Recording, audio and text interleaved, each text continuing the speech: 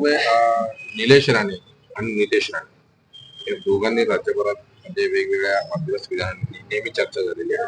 आज निलेश राणे यांनी असं वक्तव्य केलं आहे की एमआयएम हा पक्ष केवढा आहे, थुंकलं की वाहून जाईल.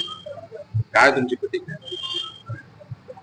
उसका नाम लिए तो मेरे मुंह में थूक आ रहा है, थूक के बात करने की वो इच्छा हो रही है मेरी। लेकिन ठीक है, ये जो दो भाई हैं जिनको एक टास्क स्पेशली दिया गया है मेरे ख्याल से कि आप लोग यही काम करते रहो ताकि महाराष्ट्र की जनता का जो दूसरे मुद्दों पर ध्यान है, जैसे कि बदलापुर हो, शिवाजी महाराज का पुतला गिर गया, उस पे से ध्यान हटाने के लिए दोनों भाइयों को एक्टिव किया गया है। बट स्टिल इन लोगों ने बहुत बड़ी बात की है। तो नीतीश राणे को तो जवाब हमारे इम्तियाज जलील साहब ने दे चुके हैं और उसका हम लोग उसके लिए 5 दिन बाद मुंबई आने भी वाले हैं मोर्चा लेकर मुख्यमंत्री को सब समझाने के लिए। लेकिन आज जो नीलेश राणे ने बोला है उसमें मैं बस यही बोलना चाहूंगा कि सबसे पहला कसूर आज उस जिसकी कोई लायकी नहीं है, आज उसने ये इतनी बड़ी बात किया है, तो उसमें कहीं ना कहीं मुस्लिम समाज, अल्पसंख्यक समाज का भी है। क्यों? क्योंकि अगर आप लोग एमआईएम के पीछे पूरी ताकत से खड़े रहते और अपनी ताकत दिखाते तो आज उसकी हिम्मत नहीं होती ऐसी बात करने की। लेकिन ठीक है, आप भी पॉलिटिक्स में हो, मैं भी, हम लोग सभी, एमआईएम स्टिल लड़ रही है। आने वाले इलेक्शन में इस नीतीश राणे को हम लोग बखूबी जवाब देंगे। और ये जो थूकने की बात कर रहा है, थूकना तो बहुत दूर की बात है।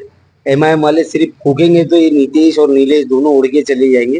तो वो अफसोस की बात ये है कि ये लोग जो वातावरण महाराष्ट्र भर में फैला रहे हैं आने वाले इलेक्शन को लेकर, ये एक्सेप्टेबल नहीं है।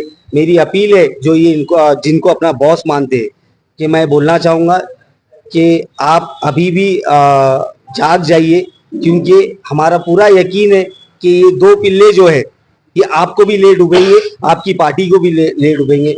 अगर आपको बचना है, अगर आपको एक्टिव रहना है पॉलिटिक्स में, तो ये दोनों को बाहर करिए और इनका नामो निशान मिटाइए। वैसे हम लोग सक्षम है इनका आने वाले इलेक्शन में इनका नामो निशान पॉलिटिक्स में से मिटाने के लिए। और मैं ओपन चैलेंज आज नीलेश राणे को ये कर रहा हूँ जो थूकने की बात कर रहा है, कि अगर तू अपने आप को इतना ही ताकतवर समझता है और अपने थूक में इतनी ताकत समझता है, तो फारूक शाब्दी ने आज ये सोच दिया है कि वो बैरिस्टर असदुद्दीन ओवैसी साहब और इम्तियाज जलील साहब से ये बात करेगा और मांग करेगा, रिक्वेस्ट करेगा उनको कि जहां से नीलेश राणे इलेक्शन लड़ रहा है, आमदारगी का अगर लड़ रहा है, वहां से मुझे टिकट दे। फिर मैं बताना चाहता हूं कि तेरे थूक में ज्यादा ताकत है या हमारे पॉलिटिकल सैलाब, हमारे वोटर्स के थ्रू जो हम सैलाब लाते हैं उसमें ज्यादा ताकत है। नितेश राणे यांनी असं वक्तव्य केलं होतं 3 दिवसापूर्वी, मशिदीत घुसून मारू। बाप का राज है क्या? बाप का राज चल रहा है। कोई भी आदमी किसी भी धर्म को फॉलो करने वाला हो, वो इसको एक्सेप्ट कभी नहीं करता, चाहे वो मुस्लिम हो या हिंदू हो। मुसलमान कभी इसको बर्दाश्त नहीं करेगा कि मस्जिद में घुस के कोई बंदा आके, और जो मस्जिद में घुस के मारता है ना, वो ना हिंदू होता है ना मुसलमान होता है, वो राक्षस होता है, राक्षस।